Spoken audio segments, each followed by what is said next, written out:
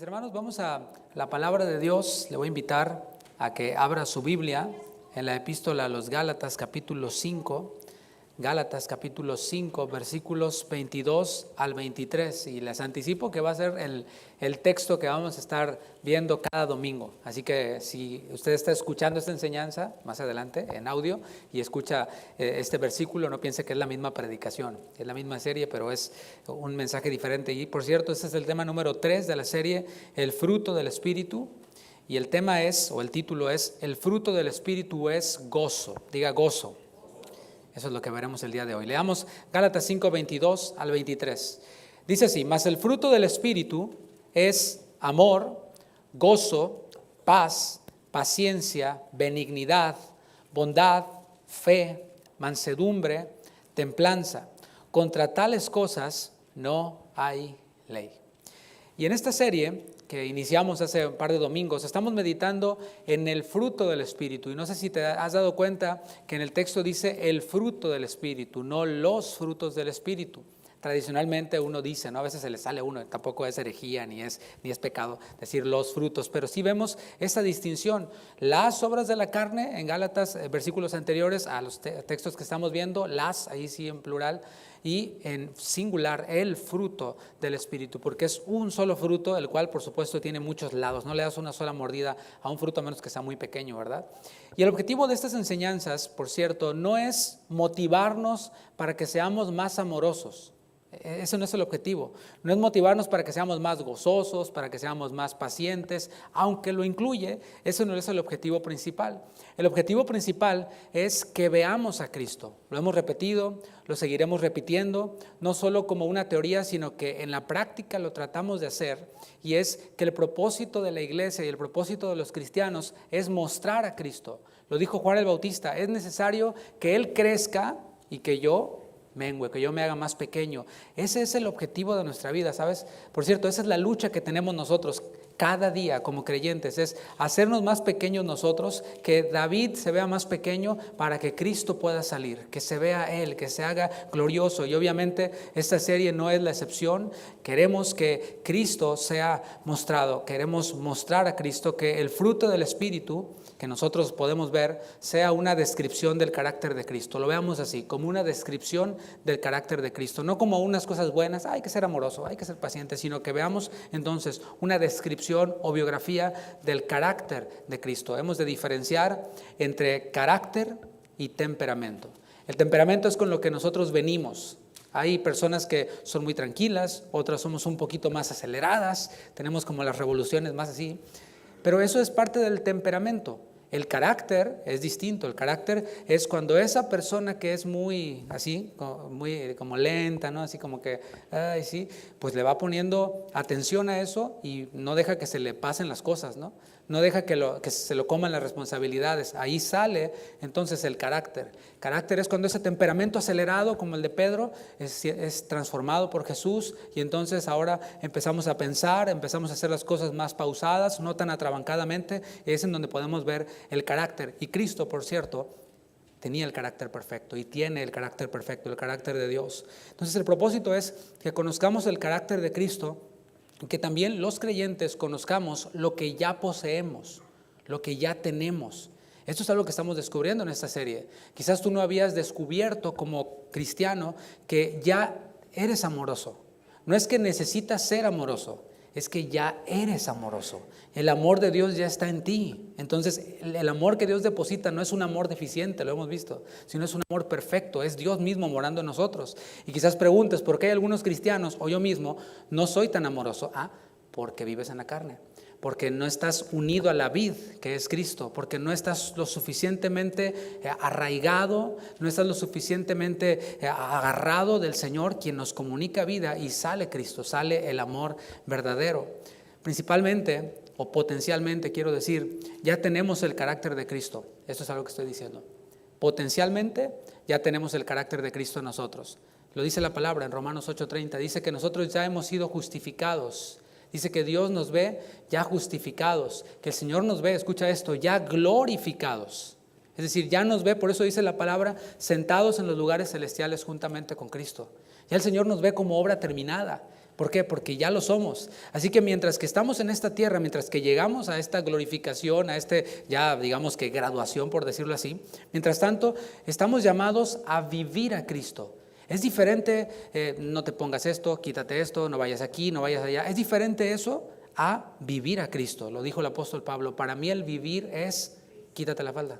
Para mí el vivir es no te pongas pantalón. No. Para mí el vivir es Cristo. Es decir, permanecer unidos a Cristo, porque solo unidos a Él van saliendo estos elementos de su carácter. Cuando yo permanezco unido a Él, salen esos elementos del carácter del Señor. No se trata entonces de esforzarse por ser más amorosos, más gozosos. Se trata de permanecer en Cristo. Diga, permanecer en Cristo. Y todo esto va a brotar y va a aplastar las obras de la carne. Hoy vamos a ver el segundo elemento en la lista del fruto del Espíritu que vimos, si lo ves ahí en Gálatas 5:22. ¿Cuál es este segundo elemento después del amor? Escucha la definición de gozo. Según el diccionario de la Real Academia Española, el gozo es un sentimiento de complacencia en la posesión, es el recuerdo o esperanza de bienes o cosas apetecibles. Repito, el sentimiento de complacencia en la posesión, o sea, algo que tienes y te complaces en eso que tienes, pero también incluye el recuerdo de algo que es apetecible, de un bien, pero también incluye la esperanza en el futuro de algo apetecible, de algo bueno. Otra definición, gozo es un término que procede del vocablo latino gaudim o gaudium, y que hace referencia a la alegría del ánimo o al sentimiento de complacencia al poseer o recordar algo apetecible. Gozar, dice esta definición, por lo tanto, está asociado a disfrutar y a toda acción que genere felicidad al sujeto o a la persona. El ser humano posee esta capacidad para sentir felicidad. Cada ser humano tiene esta capacidad y eso es algo natural. Es algo completamente natural que como seres humanos sintamos felicidad, tengamos alegría. Sentimos alegría, por ejemplo, cuando nos dan un regalo, cuando probamos algún platillo delicioso. ¿A poco no?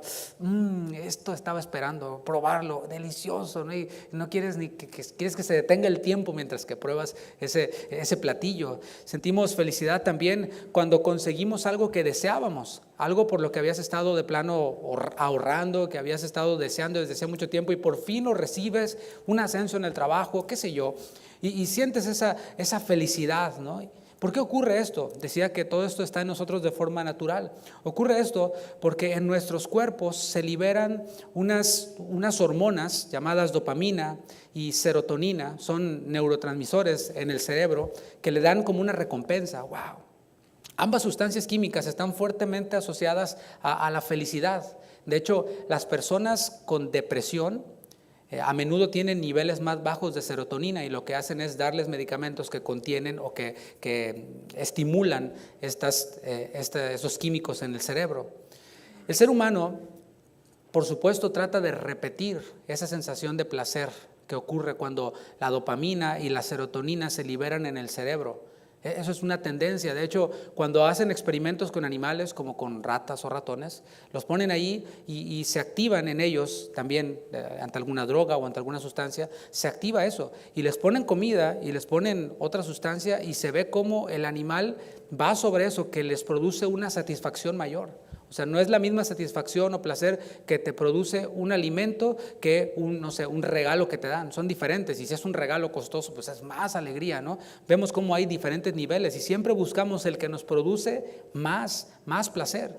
Así que tratando de recibir o de repetir este placer que ocurre, el ser humano acude a las drogas, por ejemplo. No voy a hablar mucho de eso, pero está comprobado que las drogas le mandan al cerebro unas señales impresionantes de placer. Por eso, mis hermanos, las drogas se sienten bien. O sea, si no hubiera tantos drogadictos, ¿no? Se sienten bien, destruyen, pero se sienten bien. Y es porque se sienten bien que muchos las utilizan. También el ser humano tratando de buscar este sentimiento de placer, este sentimiento de felicidad, acude al sexo. Son más o menos las mismas neurotransmisores en el cerebro que ocurren. Por esto acude a la fornicación, a la pornografía. También acude el hombre tratando de activar este sentimiento de recompensa y de alegría a alimentos altos en azúcares. Por eso el 14 de febrero se reparten chocolates, ¿no? Porque pruebas ese chocolate y ahí está esa sensación de, ¿verdad? También las donas, todos los alimentos, piénsalo, los llenos de azúcares, alimentos hasta que son salados, tienen por allí azúcares. ¿Para qué? Para crear esto. Me encanta. Es el eslogan de un restaurante por allí, porque ese es el propósito. No sé si te has puesto a pensar que la torta, como le llaman en Argentina, o el pastel, como le llamamos en México, está diseñado para ocasiones especiales, una vez al año, cuando cumples años, nada más. Pero, ¿qué pasa? El hombre no quiere una vez al año, quiere eso todos los días, todos los días, todos los días. Y en todas sus presentaciones lo que quiere es su dosis de azúcares. ¿Y qué podemos decir también de estos recursos a los que va el hombre para sentir placer? Que es, por ejemplo, el éxito laboral o el reconocimiento laboral. Decía, yo nunca había oído este término en español y se oye bien padre, trabajólicos o workaholics en inglés, ¿no? Sí, son esas personas que dices tú que qué bueno que seas trabajador, pero ya, bro, o sea, no puedes soñar que estás trabajando. O sea, estás soñando que trabajas y todo el tiempo sales del trabajo y sigues pensando en el trabajo y hablas del trabajo. Bueno, no estás unido a la vid que es Cristo. Estás unido a tu vid falsa, que es el trabajo que te produce felicidad, que te reconocen y te dicen Employee of the Month y te ponen en Facebook, el mejor arquitecto, el mejor. Eso es lo que te produce placer. Algunos más que la comida llena de azúcares, más que la pornografía y el sexo, más que las drogas, es eso, es ese reconocimiento. El problema con todo esto es que es temporal. O sea, esa sensación de la droga es temporal y conduce también al descontrol, conduce también a la dependencia, a la adicción. Ayer yo escuchaba el testimonio de un músico, de alguien quien estuvo muy metido en el alcoholismo y decía que él se tenía que despertar en la madrugada, 3 de la madrugada, porque estaba temblando. O sea, no es que estaba bebiendo por placer, estaba bebiendo porque su cuerpo, si no se lo daba, temblaba. A las 3, a las 5 de la mañana se tenía que estar despertando, su cuerpo se lo pedía. Era una dependencia y él se sentía esclavizado y se quería suicidar porque decía, esto no es vida. Bueno, empezó como algo placentero, algo que se siente bien con los amigos, pero terminó en algo así. Y esto es lo que ocurre. Cada vez son más necesarias dosis más fuertes de esta droga, de este estupefaciente o de este alimento. ¿Cómo te explicas que hay personas que tienen un sobrepeso impresionante y dices, esas personas son milagros vivientes? No les ha explotado el corazón por la misericordia de Dios, pero los ves comiendo en McDonald's todavía. Lo ves comiendo en Burger King, desayuno, comida, cena, Coca-Cola, pasteles. O sea, dices, se está suicidando esta persona.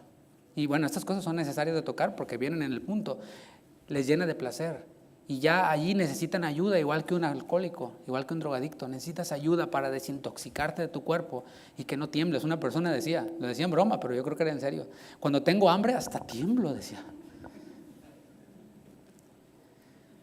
Y está comprobado que esa sensación de placer que producen las drogas jamás se vuelve a repetir. La primera jamás se vuelve a repetir. Escucha testimonios de alcohólicos, drogadictos y van a decir, nunca volví a experimentar eso tan maravilloso que sentí cuando me inyecté heroína.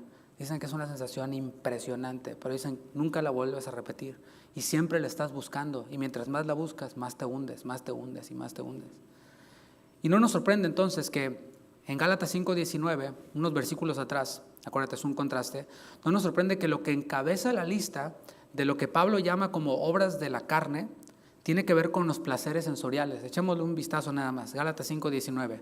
Dice, y manifiestas son las obras de la carne, que son, fíjate bien, adulterio. O sea, eso produce también una sensación en el cerebro. El que está en adulterio tiene esa adrenalina de que no lo vayan a cachar.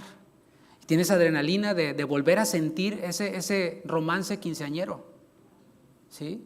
Está allí. Y tú dices, ¿por qué este señor lo tenía todo, echó a perder su familia? Sí, por esa sensación. Por eso que le produjo en su cerebro. Son adulterio, fornicación. O sea, podría hablar muchísimo de esto, pero dejémoslo en que también activa eso en el cerebro, de querer tener esa sensación de placer. Inmundicia, en el original, esto es bien profundo, lo tratamos de hecho ya en la serie Descubre el inmundo que hay en ti. Lascivia, fíjate cómo tiene relación todo con esta parte sexual. Debo aclarar, para pasar a mi siguiente punto, debo aclarar que no todo lo que nos produce felicidad es malo en sí mismo. O sea, no quiero que entiendas tampoco que estoy tratando de venderte la idea de que la Biblia dice que debemos ser monjes. No, para nada. O sea, no todo lo que produce felicidad es malo en sí mismo. Hay algunas cosas que sí son malas, hasta ilegales son. Pero no todo lo que produce felicidad en sí mismo es malo. Incluso la palabra de Dios considera como parte de nuestra vida ciertas cosas terrenales que nos producen esto: dopamina, serotonina en el cerebro, felicidad. Primera de Timoteo capítulo 6, versículo 17. Ve conmigo ahí. Primera carta a Timoteo capítulo 6, versículo 17.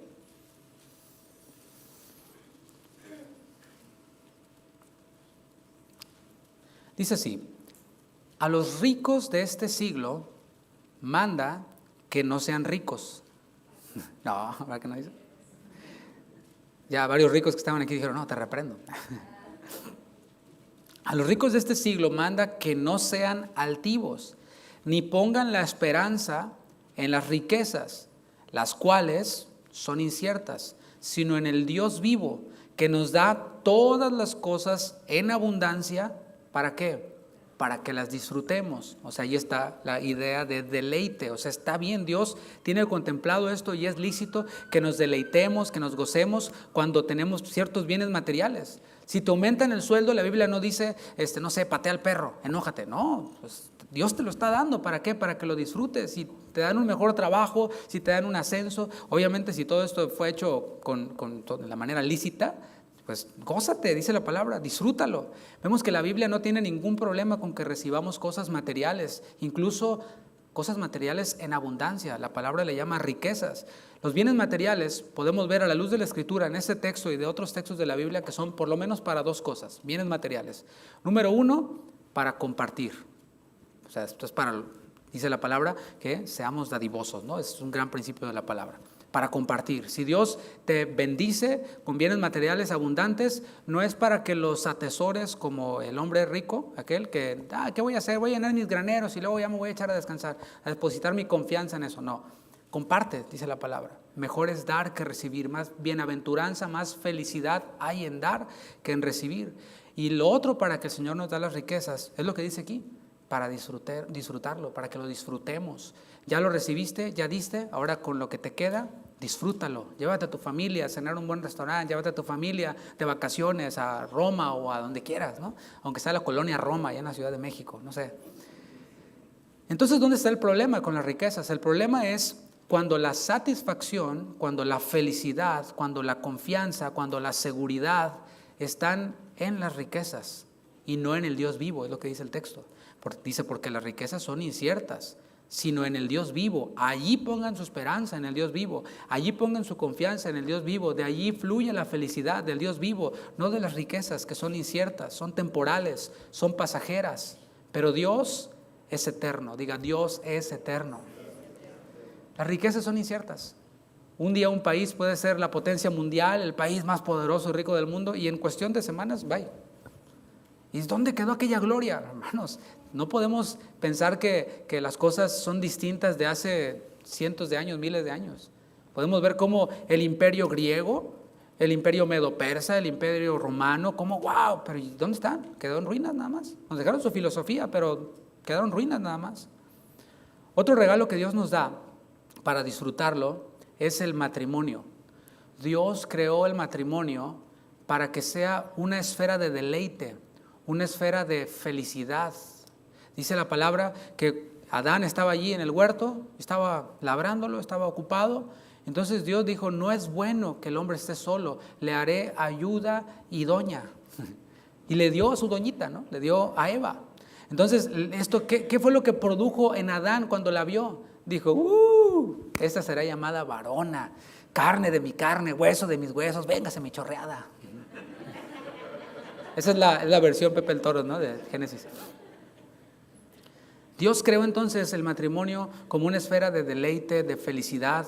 Dice Proverbios 5:18, sea bendito tu manantial y alégrate con la mujer de tu juventud. ¿Te fijas cómo para el varón está la mujer, tu esposa es tu deleite? Alégrate con ella, regocíjate con ella, dale gracias a Dios por ella. Nada de que me voy a ir porque ya no la aguanto, me voy a salir con mis amigos. No, Aprende a encontrar también ese deleite en tu esposa. Y aquí podemos ver en el matrimonio el mismo principio. Dios nos da al varón una ayuda idónea. Dios le da a la mujer a un proveedor, a un guía. Y es completamente lícito disfrutarnos el uno al otro y alegrarnos el uno al otro. ¿Te fijas cómo dije? Alegrarnos el uno al otro. Gran parte de los problemas familiares, matrimoniales, y no es que todos, creo que lo dije la semana pasada, pero no me molesto repetir las mismas cosas, y para vosotros es seguro. Gran parte de los problemas es que yo estoy buscando mi felicidad. Es que a mí nadie me reconoce lo que yo hago, porque como yo trabajo, o sea, y quiero que cuando llegue me pongan la alfombra roja, me quiten los zapatos y tener a un hijo de este lado echándome aire y el otro de este otro lado. Porque ya llegó, ¿verdad?, el jefe de la casa, el patriarca. Bueno, si lo hace tu familia por amor, porque lo reconoce, está bien, pero no porque tú lo exiges. ¿Se ve la diferencia? O sea, yo conozco matrimonios en donde, no sé, el varón es extremadamente atento con la esposa, pero no porque la esposa lo demanda, sino porque la esposa lo da por amor. Y conozco parejas las cuales la esposa le tiene lista su ropa al esposo. Todos sus calcetines, todo su outfit se lo tiene listo para que cuando su esposo salga ya está lista su ropa y él se vista. Eso, mis hermanos, no debemos de entenderlo como machismo, O sea, si es una demanda y una exigencia del varón y se la trae por el latigazo, entonces sí. Pero si es una expresión de amor de su esposa, de cómo puedo servirte, mi amor, cómo puedo agradarte, está maravilloso. Y creo que nos falta mucho para llegar a esos estándares, ¿no? El problema entonces es cuando uno demanda que le hagan feliz. Cuando empiezas a demandar que te hagan feliz, esposo, eres el más infeliz y te haces más infeliz todavía. Cuando demandas que te hagan feliz, esposa, eres la más infeliz y te conviertes en la más infeliz y no vas a alcanzar la felicidad. Entonces, ¿dónde está la clave de felicidad en el matrimonio? La clave está en dedicarme yo a hacer feliz a mi esposa. Ahí está la clave. Si yo vivo, obviamente, agarrado de Cristo, viviendo, haciendo su voluntad, porque cuando yo estoy agarrado de Cristo, cuando yo permanezco en Cristo, voy a su palabra y su palabra me dice, ama a tu esposa. ¿Cómo, Señor? ¿Como Romeo y Julieta? No, como Cristo amó a la iglesia y se entregó a sí mismo por ella. Cristo no vino demandando nada, Cristo vino a darse a sí mismo. Qué bueno que dijeron amén, varones. Entonces, cuando yo vivo para agradarla a ella, para hacerla feliz a ella, ¿qué te gusta, mi amor? ¿Qué quieres? ¿Cómo puedo hacerte sentir bien? ¿Cómo puedo hacerte sentir feliz, plena? ¿Sabes qué va a pasar de regreso? Sin que yo lo espere, lo mismo. Y es donde vemos matrimonios en armonía, y no es conferencia de matrimonios. Aunque para equilibrar todo el asunto, fíjate bien, el matrimonio también es temporal. ¿Por qué? Porque no sé si te has dado cuenta, aunque parezca un ángel, es un ser humano. Y los seres humanos tenemos fecha de caducidad y morimos. También, aunque parezca un ángel, aunque tu esposo parezca un príncipe, ¿por qué se ríen, hermanos? Hermanas, aunque tu esposo parezca un príncipe, un modelo de Hollywood, así bien parecido, es humano, es pecador. Hay un libro muy bonito que dice cuando dos pecadores se casan, ¿no? Híjole, el matrimonio está conformado por dos pecadores redimidos que están luchando con su carne, que están batallando con su carne. Así que eso somos. Yo soy pecador, ella es pecadora. Y además, un día pues vamos a morir, un día vamos a estar con el Señor y allá no se van a casar ni nos vamos a dar en casamiento. No va a ser necesario eso, vamos a estar con Cristo. Así que podemos ver entonces cómo esta fuente de felicidad lícita también es temporal, pero Dios es eterno. Así que después de poner algunos ejemplos de cosas o personas que nos causan felicidad y que son lícitas, vamos a ver de qué gozo está hablando Gálatas 5:22. Y quiero comenzar diciendo o repitiendo que la fuente de gozo es Dios. Y esto implica que la fuente de gozo sea Dios, implica que Dios mismo se goza. O sea, no puedes esperar que Dios sea la fuente de gozo y que esté así todo el tiempo. Dios mismo se goza. ¿Por qué? ¿Por qué nos causa choque esta idea? ¿Cómo Dios gozándose? Porque se nos ha vendido la idea de que Dios es como un viejito enojado, que es difícil de agradar, que es difícil de complacer y que nuestra mente no concibe que pueda alegrarse de alguna manera, ¿sabes? Esas son ideas que nosotros traemos de pronto, ¿no? Pero Dios mismo se goza. Vamos al Salmo 104, versículo 31, para que Comprobemos eso que te estoy diciendo en la palabra. Dios mismo se alegra, Dios mismo se goza, Él es la fuente de gozo, por lo tanto veamos cómo es este gozo y en dónde está este gozo de Dios mismo. Salmo 104, versículo 31.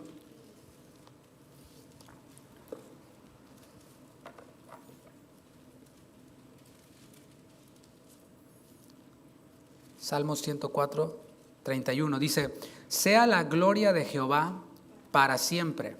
Fíjate lo que viene después. Alégrese Jehová en sus obras. O sea, Dios se alegra, ¿en qué? En sus obras, es lo que estamos viendo. Y lo vimos en Génesis. Cuando Dios creaba algo, decía, esto es bueno. ¿Y a poco tú te lo imaginas diciendo, esto es bueno? No, tenía que haber una expresión, ¿no? Esto es bueno. Y cuando creó al hombre, ¿qué dijo? Es bueno en gran manera. A Dios también le alegra que le conozcamos. Te leo Oseas 6, anótalo. Lo voy a leer en una versión parafraseada. Dice, porque más me deleito, dice Dios, en la lealtad que en el sacrificio, y más en el conocimiento de Dios que en los holocaustos. ¿Te fijas? O sea, Dios se deleita y se deleita más en la lealtad y en el conocimiento de Él que en cualquier otra cosa que nosotros podamos hacer. Dios se deleita cuando le conocemos. Dios se deleita cuando le somos leales a Él. Dios se alegra también cuando se hace su voluntad. Dice 1 Samuel 15, 22. Y esto se encuentra en aquel episodio en la Biblia cuando el primer rey de Israel, elegido por el pueblo, fue comisionado por Dios para destruir a Amalek, a enemigos de Dios, y él obedeció de manera parcial. Él dijo, bueno, pues sí, Dios dijo que destruyera todo, pero pues esto no está tan mal. O sea, entró el pero allí, ¿no? Así como nosotros. Dios nos dice, esto no va. Bueno, sí, lo voy a hacer, pero con cuidado, Señor. Así somos, ¿no? Dios le dijo, destruye todo, le dijo a Saúl. Y Saúl, pues guardó unas partes, ¿no? Entonces viene el profeta Samuel y reprende al rey Saúl. Y le dice en 1 Samuel 15, 22, se complace Jehová tanto en los holocaustos y víctimas, como en que se obedezca a las palabras de Jehová. ¿Qué había hecho Saúl? Saúl había separado lo que Dios le dijo que destruyera, pero dijo, lo voy a guardar para darle un holocausto a Dios. Y le dice el profeta Samuel, o sea, Dios a través del profeta Samuel, Dios no se complace en eso, brother. O sea, Dios, a lo mejor voy a ser un poquito fuerte, ¿no? Pero aguántame esta locura, diría Pablo. Dios no escucha nuestras oraciones cuando estamos en pecado. Te lo dije así quedito, pero está fuerte, está rudo. O sea, cuando estamos viviendo en pecado, Dios no escucha nuestra oración. El pecado corta la comunión con Dios. Estás pidiéndole a Dios que te sane, que bendiga. Es más, si andas en pecado, y te voy a pedir un favor, mejor ni ores por mí, no gracias. Dios no oye la oración de aquel quien está en pecado. La única oración que Dios oye es, Señor, perdóname. Y ahí se abre otra vez las ventanas de los cielos y otra vez Dios nos escucha de nuevo. Y le dice, Dios no se complace en los holocaustos y en las víctimas, sino en que se obedezcan las palabras de Jehová. Ciertamente, dice, el obedecer es mejor que los sacrificios y el prestar atención que la grosura de los carneros. Entonces dijimos que Dios se goza cuando se hace su voluntad, ¿cierto? Esto lo hemos visto hasta ahora. Dios se goza en que le conozcamos, Dios se goza en sus obras, Dios se goza cuando se hace su voluntad. Ahora, la pregunta es, ¿y cuál es su voluntad? ¿Te fijas? O sea, es importante esto. Vamos a Sofonías capítulo 3, versículo 17. Si no lo encuentras, no hay problema. Está ahí entre Génesis y Apocalipsis. No queremos terminar la predicación y que lo hayas encontrado. Si no, nomás anótalo. Sofonías 3, 17. Aquí vamos a ver la voluntad de Dios vinculada o unida a su gozo. Dice Sofonías capítulo 3, versículo 17. Jehová está en medio de ti, poderoso, dice después y subraya eso, Él salvará, se gozará sobre ti con alegría, callará de amor, se regocijará sobre ti con cánticos. O sea, Dios se goza y hasta canta, ¿no? Pero ¿de dónde fluye este gozo? ¿O qué es lo que produce, quiero decir, este gozo de Dios? Lo que te dije que subrayaras. Él salvará. Dios se goza cuando el hombre se arrepiente de su pecado. El punto es que el gozo proviene de Dios porque Dios es Dios de gozo. Y ese gozo que proviene de Dios es un gozo santo, igual como lo vimos con el amor y lo vamos a ver con cada elemento. es santo, esto quiere decir que es separado, es punto y aparte de todo lo que, aunque lícito pueda ser, tiene que ver con esta tierra, con lo temporal, con lo efímero, con lo pasajero. Por eso Gálatas 5:22 cuando comienza hace esta distinción, más el fruto del Espíritu es. Ese más dijimos que es en cambio, o sea, es una distinción. Obras de la carne, todo eso, pues es pasajero, es ilícito, es pecaminoso, pero dice más, en cambio, el fruto del Espíritu no tiene nada que ver y lo describe. Así que el gozo que proviene de Dios es un gozo superior al gozo producido por elementos externos. De hecho, el gozo que proviene de Dios es el gozo verdadero, es el gozo. Desde ahí deben de fluir todos los demás, los que mencioné hace un momento. Después de reflexionar en esto, cobra sentido lo que recordamos nosotros cada Navidad, cada temporada navideña. Recordamos que Jesús fue anunciado en medio de júbilo, que Jesús fue anunciado en medio de gozo. ¿Por qué? Porque Dios se goza cuando salva. En la salvación del hombre está el gozo de Dios. Y por esto pues no nos sorprende que el Mesías fue anunciado en un ambiente de júbilo, en un ambiente de gozo. Cuando el ángel se apareció a aquellos pastores que guardaban las vigilias de la noche, les dijo, no temáis porque he aquí, os doy nuevas de gran gozo, que será para todo el pueblo, que os ha nacido hoy en la ciudad de David un Salvador, salvación, gozo, que es Cristo el Señor. Eso está en Lucas 2:10. Vemos también cuando María fue a visitar a su prima Elizabeth, la cual estaba embarazada de Juan el Bautista. Cuando oyó la voz de María, la criatura, o sea, Juan el Bautista, dice la palabra que saltó en el vientre de Elizabeth. Se gozó, ¿no? Se saltó. María también expresó lo que había en su corazón. Lo que había en su corazón, ¿por qué? Porque sabía que en su vientre estaba el Salvador del mundo. Dice la palabra en Lucas 1:46, cuando ella estaba expresando estas palabras, las cuales creemos que fue un canto, el Magnificat, titulado así, lo vimos también acá en Navidad. Dice Lucas 1:46, hablando María, engrandece mi alma al Señor y mi espíritu se regocija en Dios mi Salvador. Y luego continúa y dice, porque ha mirado la bajeza de esta sierva, ¿no? O sea, no es la alegría en mí porque yo soy lo máximo, ay, claro Señor, gracias. No, o sea, yo soy baja, ¿no? Soy la sierva, soy la esclava del Señor y a Él le plació darme esta bienaventuranza de que de mi vientre salga el Mesías, el Salvador. También el ministerio de Jesús ya en su desarrollo fue lleno de gozo, o sea, tuvo que ser lleno de gozo. No pienses en Jesús como alguien así, todo que no tenía expresión, no. El mismo Señor comparó su venida a esta tierra como un evento de regocijo.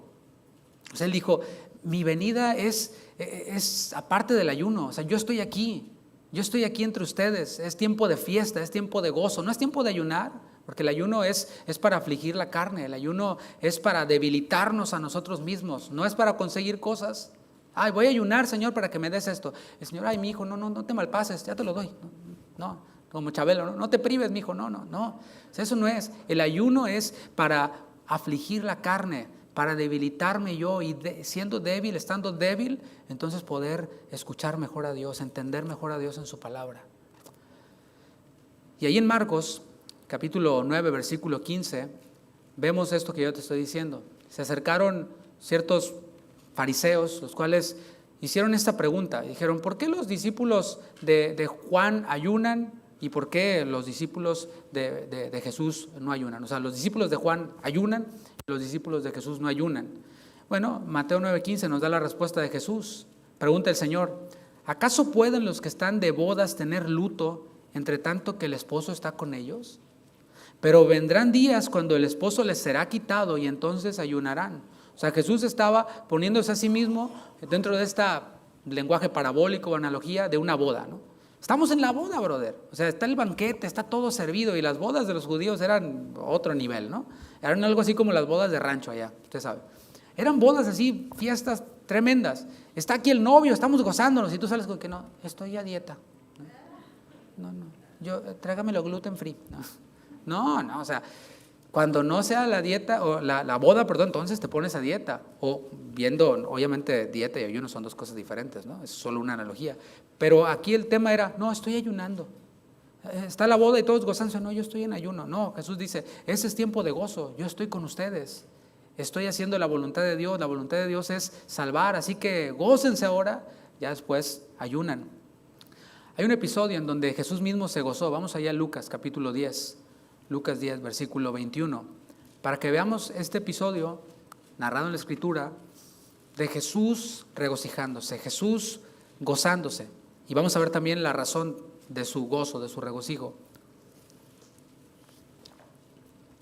Lucas 10, 21. En aquella misma hora, Jesús, fíjate en eso, se regocijó en el Espíritu y dijo, o sea, está el ambiente, ¿no?, puesto ya, Jesús alegre, gozándose, y un gozo desde adentro, tuvo que ser explosivo, ¿no? Y dijo, yo te alabo, oh Padre, Señor del cielo y de la tierra. Y ahí está el motivo de su gozo. Porque escondiste estas cosas de los sabios y entendidos y las has revelado a los niños. Sí, Padre, porque así te agradó. Todas las cosas me fueron entregadas por mi Padre, y nadie conoce quién es el Hijo sino el Padre, ni quién es el Padre sino el Hijo, y aquel a quien el Hijo lo quiera revelar. Y volviéndose a los discípulos, les dijo aparte, bienaventurados, ahí está el gozo, bienaventurados los ojos que ven lo que vosotros veis. Estaban viendo a Jesús, estaban viendo la obra de Jesús. Porque os digo que muchos profetas y reyes desearon ver lo que vosotros veis y no lo vieron, y oír lo que oís y no lo oyeron. Podemos ver entonces este gozo del Señor, que era así. Allá están aquellos sabios entendidos que están en su rollo. Bueno, ¿sabes qué? Ellos no van a conocer al Señor, porque no se conoce al Señor a través de la ciencia y del conocimiento, se conoce intelectual, se conoce al Señor por el Espíritu. Se conoce al Señor aquel quien oye con fe, dice la palabra. La fe viene por el oír y el oír por la palabra de Dios. Pero a veces nuestros rollos, nuestras filosofías, nuestras cosas no nos permiten oír la palabra de Dios como es, así simple. Sin mucho misticismo, sin mucho rollo, es así, claro. Dios manda a todo hombre en todo lugar a que se arrepienta. Ya, ok, se arrepiente, confía en Jesús. Y ahora, pues que sea santo como yo soy santo. Eso es, así es, mis hermanos. Ya después nosotros le metemos más onda, pero ¿qué hemos de hacer? Enfocarnos en esto y profundizar en esto. Anteriormente leímos en 1 Samuel 15, 22, que Dios se complace más en que se haga su voluntad que en la grosura y en los sacrificios, que Dios mismo mandó que se ofrecieran para Él, ¿no? Pero Él se goza más en que se haga su voluntad, y esto es porque Jesús, su Hijo, vino a hacer este sacrificio, este holocausto que Dios mismo proveyó. Ese satisfizo la ira de Dios. Desde antes de que naciera, el Señor inspiró al profeta Isaías para decir, he aquí mi siervo, yo le sostendré, mi escogido, en quien mi alma tiene contentamiento. He puesto sobre él mi espíritu, él traerá justicia a las naciones, dice Isaías 52:1. Podemos ver cómo el Señor inspiró al profeta para expresar el regocijo del Padre en el Hijo. También recordamos cómo cuando Jesús fue bautizado por Juan el Bautista, ahí en el Jordán, vemos cómo se oyó una voz del cielo que dijo, tú eres mi Hijo amado, en ti tengo complacencia, regocijo, alegría. También en la transfiguración, cuando el Señor quitó el velo un poquito para que pudieran ver 3 de sus discípulos esa gloria de Jesús, del Padre en Jesús. Y podemos ver cómo en aquel monte de la transfiguración también se oyó la voz del Padre diciendo, este es mi Hijo amado, en quien me he complacido. A Él oíd, a Él escuchen, a Él péguense, reciban vida de Él, porque en Él está el gozo, en Él está la fuente de gozo. Cuando Jesús fue criticado por recibir a pecadores y comer con ellos, les habló el Señor de su propósito. Les dijo, miren, mi propósito, este propósito por el cual el Señor me mandó, mi Padre me mandó, por el cual Él se goza, es salvar. Yo he venido a salvar a los pecadores. No he venido a salvar a los que creen que son justos y no necesitan nada. Pues a ellos no les será revelado nada, porque creen que ya son justos, creen que ya la tienen hecha, ¿sabes? El Señor reveló esto y dijo, mi propósito es salvar a los pecadores de sus pecados. Mi propósito es producir gozo en el Padre, alegrar el corazón del Padre. Y el Señor les expresó esto por medio de 3 parábolas que son conocidas por nosotros. Una, la parábola de la oveja perdida. Otra, la parábola de la moneda perdida. y otra la parábola del hijo pródigo. Tú las conoces cada una de ellas. En las 3 parábolas lo que vemos es el gozo. Cada una de estas parábolas culminan con gozo, con alegría. Una de ellas termina hasta con una fiesta, ¿no? Cuando el hombre recibe a su hijo, aquel hijo pródigo, hagan fiesta y maten al becerro gordo y hagan de todo, birria, tamales, hagan un banquete así impresionante, ¿no? En todas ellas, en cada una de estas parábolas, hay gozo. O sea, no queremos irnos por otros lados, sobre alegorizar cosas. Lo que el Señor quiere manifestar es salvación y gozo a través de esas 3 parábolas. Claro que hay mucha enseñanza en medio, pero esa es la idea principal. Por esta razón podemos entender lo que escribió el autor de la epístola a los Hebreos, desconocido el autor, por cierto, en Hebreos 12:2, un versículo que quizás tú te sabes de memoria. Hebreos capítulo 12, versículo 2 dice: puestos los ojos en Jesús, que ahí esté nuestra mirada, que hacia ahí esté nuestra meta, nuestra vida, puestos los ojos en Jesús, el autor y consumador de la fe, el cual por el gozo puesto delante de él sufrió la cruz, menospreciando el oprobio, y se sentó a la diestra del trono de Dios. Ese texto describe 2 cosas que pueden ser de pronto contradictorias, ¿no? Pueden ser un paradigma, y es el gozo y el sufrimiento. Para nosotros estas 2 cosas son irreconciliables, pero podemos ver en la palabra cómo esas 2 cosas, cuando fluyen desde Dios, pueden cohabitar. Este gozo de Jesús se produjo y fluía ¿desde qué? Desde la esperanza, fluía desde el resultado de su sufrimiento, que somos tú y yo. Él sufrió la cruz con gozo porque estaba haciendo la voluntad del Padre. Si yo sé que estoy haciendo la voluntad del Padre y haciendo la voluntad del Padre yo sufro, ¿sabes qué? El sufrimiento se hace mínimo y entonces brota ese gozo que sobrepasa todo entendimiento. Porque mi vista está puesta en Jesús. Y digo, ay, le estoy pasando mal, estoy haciendo la voluntad de Dios. Qué mal que le estoy pasando. Okay. Pon tus ojos en Jesús y compara. ¿Verdad? Compara tú, ay, no, pues es que a mí no me saludó el hermano, o no me dieron las gracias. Comparado con lo que Cristo sufrió. ¿Te fijas? Y ahí como que ya se baja, ¿no?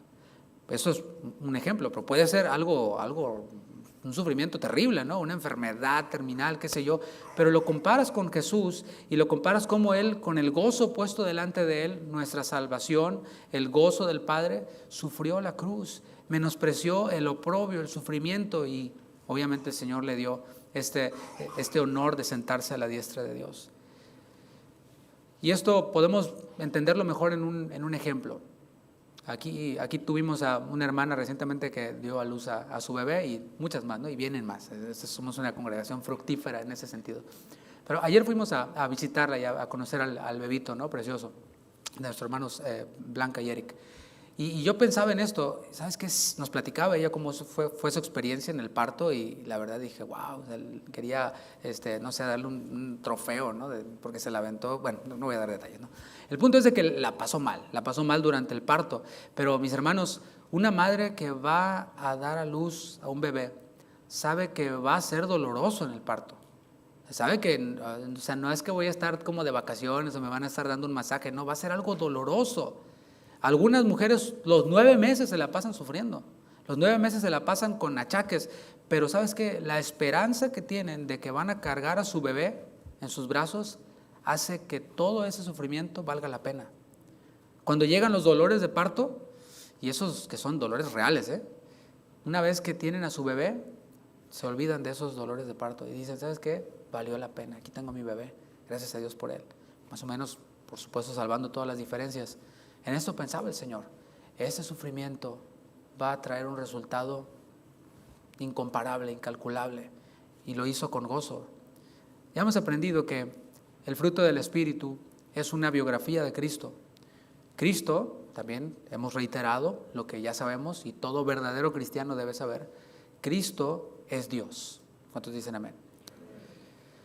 Y si Cristo es Dios y Dios es la fuente de gozo, Cristo también es la auténtica fuente de gozo.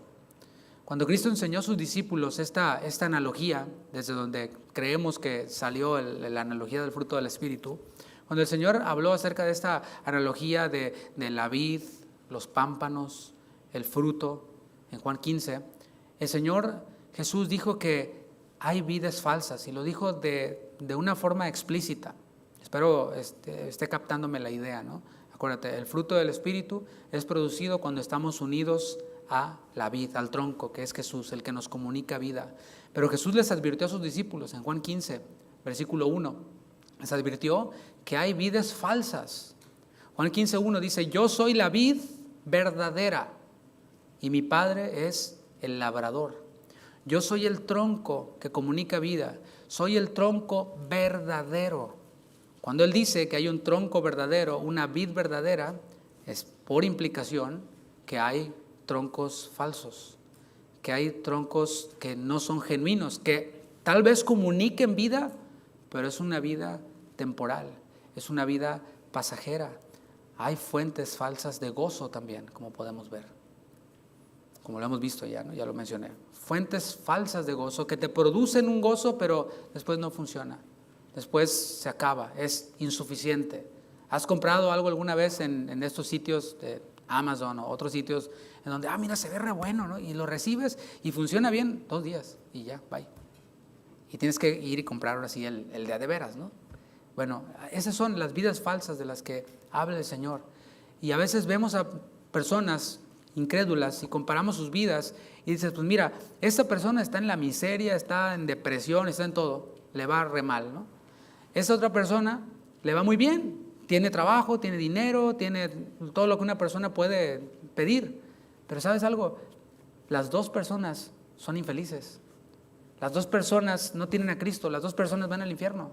O sea, Dios no vino a prometer cosas terrenales. Él dijo, mi reino no es de este mundo. Yo no soy juez y partidor. O sea, yo vine a solucionar el problema del pecado. Yo vine a salvar lo que se había perdido y ambas personas necesitan a Cristo, porque tarde o temprano pues va a explotarles la bomba de tiempo que tienen en sus manos. A uno de una forma, a otro de otra, a uno en un tiempo, a otro en otro tiempo. Pero Cristo dijo, separados de mí, nada pueden hacer. Es posible que un genuino creyente deje de permanecer en Cristo. Y esto el Señor lo reiteró, ¿no? ¿Cuántas veces contó el pastor Chuy hace 2 domingos acerca de las veces que dice permaneced en mí, ahí en Juan 15? Creo que fueron como ¿cuántas? 20, ¿no? Algo así, 12, no sé, muchas. El punto es de que es posible entonces, de acuerdo a esa advertencia, que un genuino creyente deje de permanecer en Cristo y se pegue a una vid falsa, que se pegue a una fuente temporal de gozo. Algunas pueden ser escandalosas. O sea, hay fuentes de gozo que son escandalosas, como las mencionadas anteriormente. Otras fuentes falsas de gozo pueden ser válidas, pero no son válidas para sustituir el gozo que produce Cristo. O sea, un trabajo, por ejemplo, es válido. O sea, la palabra dice, todo Dios nos lo da para que lo disfrutemos, sí, gózate, alégrate, pero no para sustituir el gozo de Cristo. Si tu trabajo, por ejemplo, si tu trabajo te separa de Cristo, ponle signos de interrogación si Dios te lo dio o si tú lo conseguiste separado de Él. Porque Dios no nos da nada, escucha esto, Dios no nos da nada que nos aparte de Él. ¿Cómo sé si lo que tengo proviene de Dios o no es de Dios? No sé, pastor. Pues pregúntate, ¿te acerca a Él o te aleja de Él? ¿Trabajo? ¿Relaciones? ¿Ministerios incluso? ¿Te está acercando a Él o te está apartando de Él? Y si te está apartando de Él, por favor no digas que Dios te lo dio. No digas que proviene de Él, porque sería atribuirle despropósito a Dios. Dios nos da cosas para que las disfrutemos, pero no para que lo pongamos o las pongamos encima de Él. El punto es de que hay creyentes, y es posible que algunos creyentes o que nosotros mismos nos separemos de Cristo para unirnos a vidas falsas y aún así seguir creyendo que todo está bien, ¿no? Todo esto nos enseña que el gozo del que habla Gálatas 5:22 no es producido por elementos externos. Yo podría haberme saltado estos 50 minutos y haberte dicho esto y le avanzamos, ¿no? Pero es importante dejar claros estos puntos, ¿no? El gozo del que habla Gálatas 5:22 no es producido por elementos externos, es producido por Dios, es producido por la obra de Cristo en nosotros. Dicho en palabras de Jesús, el que cree en mí, de su interior correrán ríos de agua viva, dice Juan 7:37. El que cree en Cristo Cristo está morando en él. Y Cristo, la fuente de gozo, desde dentro de nosotros fluyen esos ríos de agua viva. No son chisguetazos ahí, ¿no?, de agua viva. No. Son ríos de agua viva, fuertes, que salen de nosotros. Y mientras más estamos unidos a Cristo, más fuerte y poderoso es el gozo que sale de nosotros.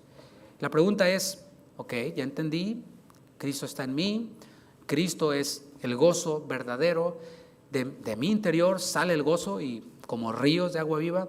Ahora, ¿cómo se ve eso en la práctica? Explíqueme, pastor, deme ejemplos. ¿Cómo se ve el gozo en los creyentes? Bueno, el gozo del Señor es tan opuesto al gozo temporal de este mundo que es capaz de permanecer aún en las aflicciones. Te hablé un poquito de eso, pero veámoslo unos minutos más. El gozo del Señor es tan opuesto al gozo temporal de este mundo que es capaz de permanecer aún en las peores aflicciones. El Señor les dijo a sus discípulos, Sermón del Monte, Mateo capítulo 5, dijo el Señor, Dios los bendice a ustedes. Y aquí, si me parara aquí, usted diría, amén, aleluya, Dios bendíceme. Sí, cuando la gente les hace burla. ¿What? Cuando la gente me hace burla, ¿Dios me está bendiciendo? Según Jesús, sí. Y los persigue y miente acerca de ustedes y dice toda clase de cosas malas en su contra porque son mis seguidores. O sea, si es verdad, cuidado, ¿no? Pero si lo hacen solo porque eres seguidor de Cristo, porque eres discípulo de Cristo, tómalo como una bendición. Y dice el Señor, versículo 12, alégrense, estén contentos porque les espera una gran recompensa en el cielo. La esperanza, ¿te fijas? No es nomás un gozo, me están golpeando, me gozo. No, me gozo porque está la esperanza. Dice, su recompensa será grande en el cielo. Y recuerden que los antiguos profetas los persiguieron de la misma manera. O sea, ¿estoy al mismo nivel de Elías? Sí. ¿Estoy al mismo nivel de Jeremías? Sí. Y esto no es algo poético, es algo real. Los discípulos del Señor, o sea, los 12 o 11, realmente se alegraron cuando les tocó padecer por Cristo. Esto lo vemos en el libro de los Hechos. Allí tan pronto inició, todo el Espíritu descendió y empezó la iglesia a florecer. En Hechos 5:41 vemos cómo Pedro y Juan fueron azotados por los líderes religiosos. Y dice la palabra en Hechos 5:41 que ellos salieron de la presencia del concilio, después de haber sido azotados, dice que salieron gozosos por haber sido tenidos por dignos de padecer afrenta por causa del nombre del Señor. ¿Te imaginas? Todos latigados, Pedro y Juan, salieron así, ¿no? Pues, híjole, ¿te fijas? Fuimos dignos de ser castigados por el nombre del Señor. Gloria a Dios, Juan. O sea, nuestra mente del mundo no alcanza a entender esto. Yo sé, hay que dejarnos transformar, ¿no? Años más tarde, Pablo y Bernabé fueron a predicar a Filipos y allí, digamos que no les fue tan bien que digamos. ¿Cómo les fue en la predicación? ¿Cuánto te dieron de ofrenda? Dice en Hechos 16:22, y se agolpó el pueblo contra ellos, y los magistrados, rasgándoles las ropas, ordenaron azotarles con varas.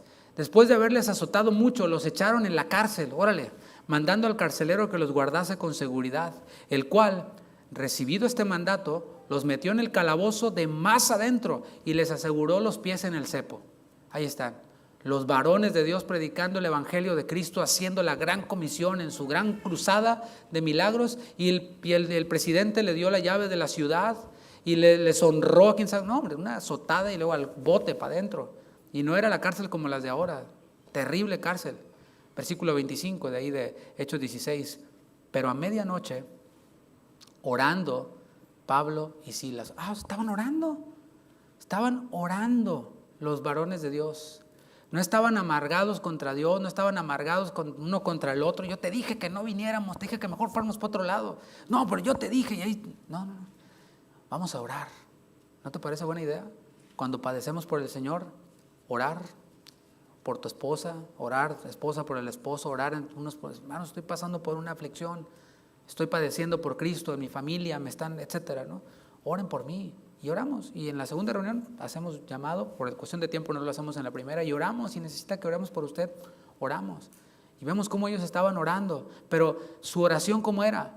Era una oración de, Señor, ¿por qué a mí? Si yo te sirvo. No, su oración, fíjate, incluía canciones, dice, cantaban himnos a Dios. Era una oración / cántico, tenían un devocional allí, y había todo el tiempo del mundo, no había más que hacer. hasta compusieron canciones, yo creo, no sé, y empezaron a cantar himnos a Dios, y los presos los oían. No era en voz bajita, no, los presos los oían. Podemos ver el gozo de estos hombres en medio de la aflicción, de una oscura cárcel. El gozo que es producido por el Espíritu reproduce a Cristo en la vida de quienes son suyos. Repito, el gozo que es producido por el Espíritu Santo lo que hace es reproducir, duplicar a Cristo en la vida de quienes le pertenecen. Cuando el Señor enseñó acerca de la vid, enseñó acerca de los pámpanos, hizo énfasis en algo. El énfasis fue, fíjate lo que produce permanecer en mí. No es tengo que permanecer en Cristo. No. O sea, permanezco en Cristo. Pero fíjate lo que dijo el Señor, Juan 15:11. Estas cosas os he hablado, Juan 15:11, después de hablar, yo soy la vid verdadera, mi Padre es el labrador, todo pámpano que en mí no lleva fruto será cortado, etcétera. Y el que lleva fruto será limpiado para que lleve más, etcétera, ¿no? Estas cosas os he hablado. ¿Para qué? ¿Para que lo subrayen ahí, lo pongan en un bumper sticker ya? No. Para que mi gozo esté en vosotros y vuestro gozo sea cumplido. Fíjate cómo se repite la palabra.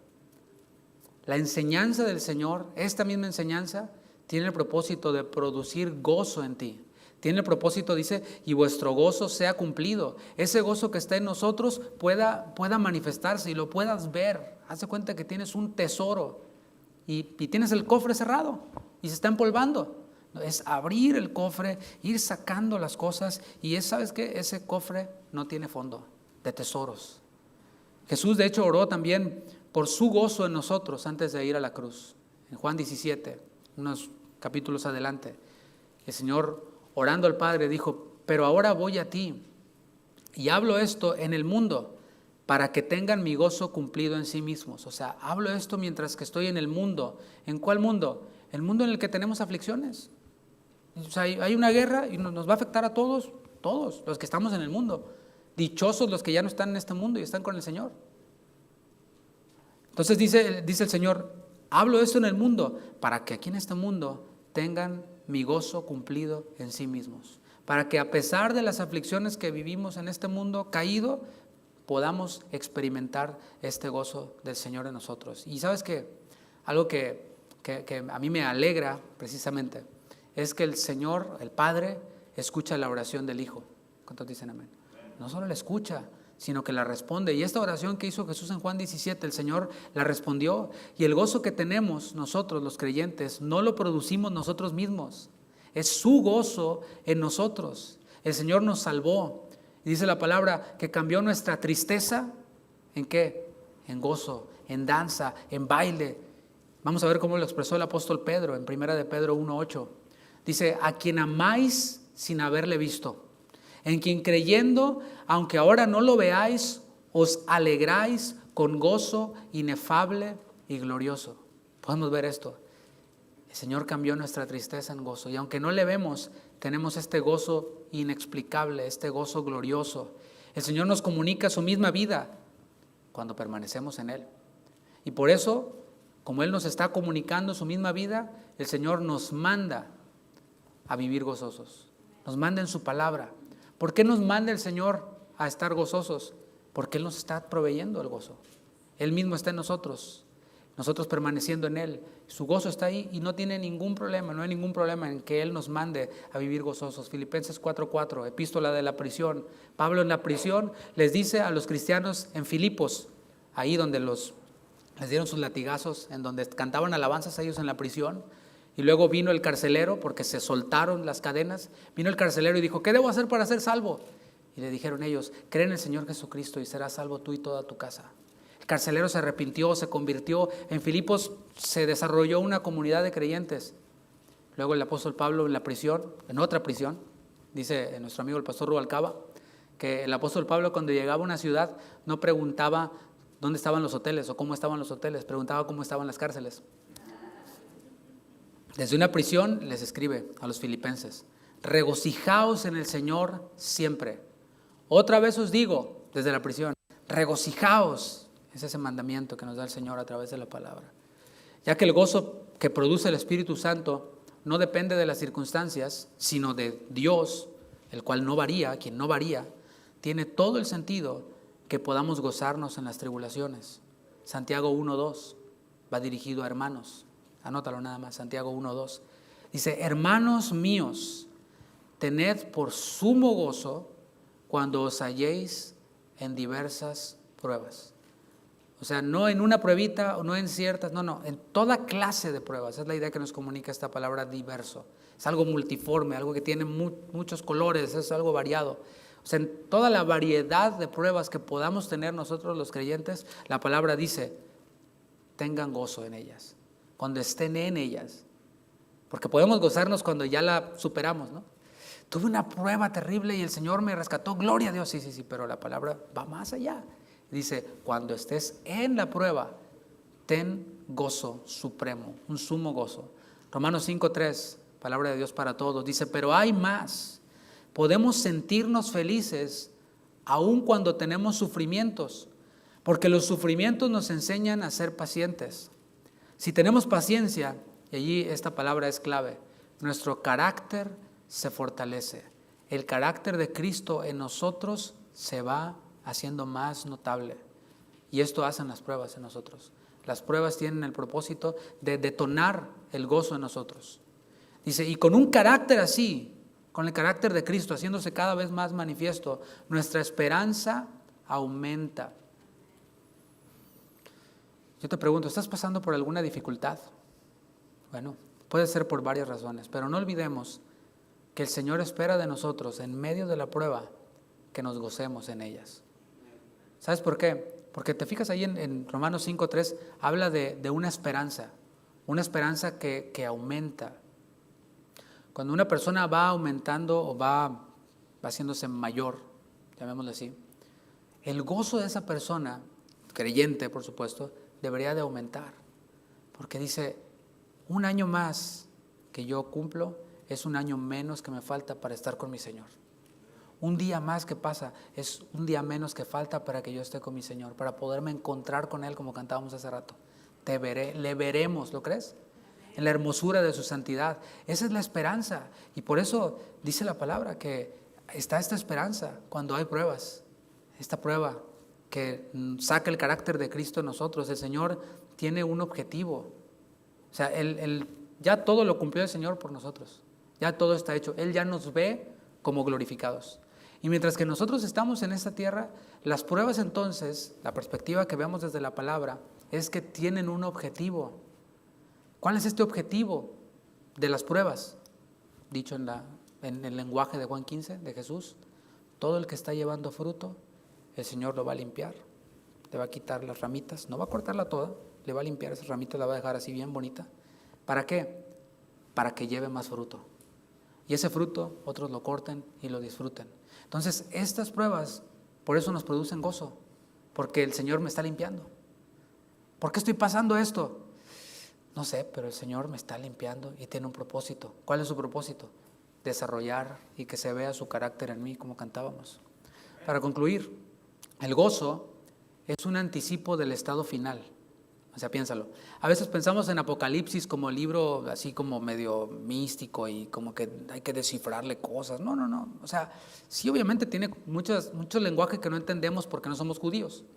Mucho lenguaje de cosas que describió Juan bajo una visión, cosas que él pues no sabía qué eran. Y él las describía desde lo que él conocía. Entonces sí, pero al final, ¿cuál es el mensaje de Apocalipsis? El mensaje de Apocalipsis es su pueblo con su Señor. Es eso. Es las bodas del Cordero. Ese es el tema del Apocalipsis. Su pueblo de toda lengua, de toda tribu, de toda nación, cantando a una voz, aleluya. El Señor Todopoderoso reina. Y a la esposa se le ha concedido que se vista de lino fino, resplandeciente. O sea, ¿qué nos comunica Apocalipsis? Gozo, alegría, de ahora sí. Y fueron felices para siempre. Así que su gozo, el gozo del Señor es un anticipo de eso, del estado final. Estamos gozosos en la esperanza. El reino de Dios, reino escatológico y reino en ese tiempo, el reino en los creyentes, es un reino de justicia, paz y gozo en el Espíritu, dijo Pablo a los romanos en Romanos 14. El reino de Dios no es comida y bebida, ¿te fijas? Cuando hablo de reino y de gobierno, hablo de gozo. A mí me da seguridad, alegría, gozo estar bajo el gobierno del Dios de la creación, del Rey de Reyes y Señor de Señores. Podré estar en un país pues, importante, pero variable, como dije hace un momento. Pero mi reino no es de este mundo. Yo no soy ciudadano de esta tierra. Soy ciudadano del cielo, en donde Dios es el Rey y Él es mi Rey. Y eso a mí me goza porque estoy seguro. Así que su reino es justicia, paz y gozo en el Espíritu. Estamos en guerra y eso. Yo me gozo. Yo me gozo porque falta menos para que venga el Señor. Y eso dicen en cada guerra. Pues sí, y en cada guerra los creyentes se gozan porque sabemos que el Señor está más cerca, nuestra salvación está más cerca de cuando creímos. Cuando fue la pandemia, si ahora sí a todo le sale lo apocalíptico y que ya viene el Señor, pues ya viene, más que retarda esa promesa, porque es paciente para con todos, no queriendo que ninguno perezca, sino que todos procedan al arrepentimiento. Y mientras tanto, yo me gozo porque falta menos para que el Señor venga. Los creyentes disfrutamos por adelantado del gozo eterno de la salvación. Tenemos este anticipo y lo tenemos. El gozo es pues esta realidad escatológica, como dije, y una nota que define a la comunidad cristiana. La comunidad de creyentes ha de ser definida por el amor primeramente, pero también por el gozo. Es que no se percibe a un creyente que no tiene gozo. No se percibe a un creyente que, ¿cómo estás? Pues ahí en la lucha. Si lo ves, siempre está con cara de limón. Dices, brother. Ok, uno entiende, ¿no? Hay veces el cansancio, etcétera, pero siempre estás en lucha. Aquí luchando, pues vas perdiendo, bueno, o sea, se ve que no te va muy bien en la lucha, ¿no? Porque el gozo es lo que debe de definir a la comunidad de creyentes. No sé si alguna vez te han dicho, oiga, ¿usted es cristiano? ¿Te han dicho? ¿Usted es cristiano? ¿Por qué? Pues siempre está sonriendo. Conozco personas que les han dicho, oye, ¿qué iglesia vas? ¿Por qué? Pues siempre estás contento, siempre estás sonriendo, siempre ves el lado amable de las cosas. Bueno, pues voy a casa de oración. Si no se ve el gozo en tu vida, con esto voy concluyendo ahora sí. Si no se ve el gozo en tu vida, tal vez es posible que no hayas nacido de nuevo. Esa es una posibilidad extrema, ¿no? Pero ¿cómo? Si ya tengo años de que voy a la iglesia. Bueno, el hecho de que vayas a la iglesia no quiere decir, no es garantía de que seas cristiano. Un cristiano va a la iglesia, pero no aquel que va a la iglesia es cristiano por ir a la iglesia, ¿no? Así que quizás no se ve el gozo en tu vida, tal vez porque no hayas nacido de nuevo. Pero ¿sabes? Es una mala noticia por un lado, pero por otro lado sale la buena noticia de que el Señor te dice, tú eres esa oveja perdida, tú eres esa moneda perdida, tú eres ese hijo pródigo. Y si tú te arrepientes de tus pecados, si tú vuelves como aquel hijo pródigo, si tú eres hallado por el Señor, las dos cosas están ahí, ¿sabes? Va a haber fiesta en los cielos.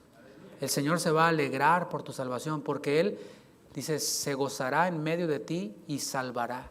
Él se goza salvando, se gozará salvando hasta que Él venga. Antes de que Él venga y todos los que se salven, el Señor se gozará salvando. Y hoy, ¿sabes? No sé si se va a oír muy antropocéntrico lo que voy a decir. Si no sabe qué significa, no importa. Pero hoy el Señor puede gozarse por tu salvación, el día de hoy. Te invito a que te pongas de pie y vamos a orar.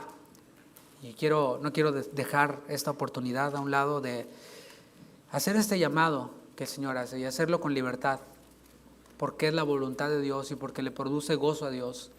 Y el llamado es aquel llamado que le hicieron tanto Pablo como Bernabé, aquel carcelero, es a creer.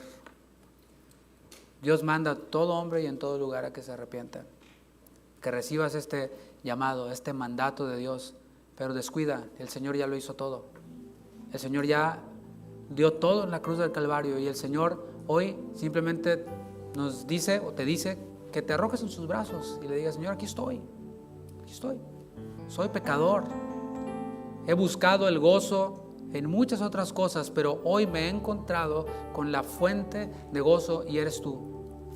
Y hoy confío y creo que tú fuiste fiel, Jesús, que tú pagaste todo en la cruz, lo hiciste con gozo delante de ti, el gozo de que hoy, 27 de febrero de 2022, yo pueda arrepentirme de mis pecados y saber que tú te estás gozando y saber que hay fiesta en los cielos, hay banquete cuando un pecador se arrepiente. cuando un pecador viene a la familia de Dios y es parte del pueblo de Dios, este pueblo de gozo. Señor, que así sea. No dejaremos de hacer estos llamados, porque tú sigues, Señor, gozándote con la salvación de los pecadores. Señor, también queremos orar por aquellos quienes son salvos, pero el gozo de tu Espíritu no se ve en su vida. Señor, tú haces este llamado que hiciste en Juan 15, permaneced en mí. Que podamos, Señor, así cada día, no cada domingo, no cada día de discipulado, gracias a ti por las herramientas que das, los espacios que abres para que tu evangelio sea predicado y tu palabra sea predicada, pero que cada uno de nosotros podamos ir en cualquier hora del día, en la mañana o en la noche, pero ir a ti directamente, ir a tu palabra, abrir nuestra boca en oración y estar conectado a ti que eres la vida, permanecer en ti, y así que ese gozo que está en nosotros pueda hacerse evidente cada vez más. Es hora de desconectarnos de esas vidas falsas, de esas fuentes temporales de gozo, y empezar a conectarnos contigo, Señor, estar unidos a ti, llenándonos de tu Espíritu.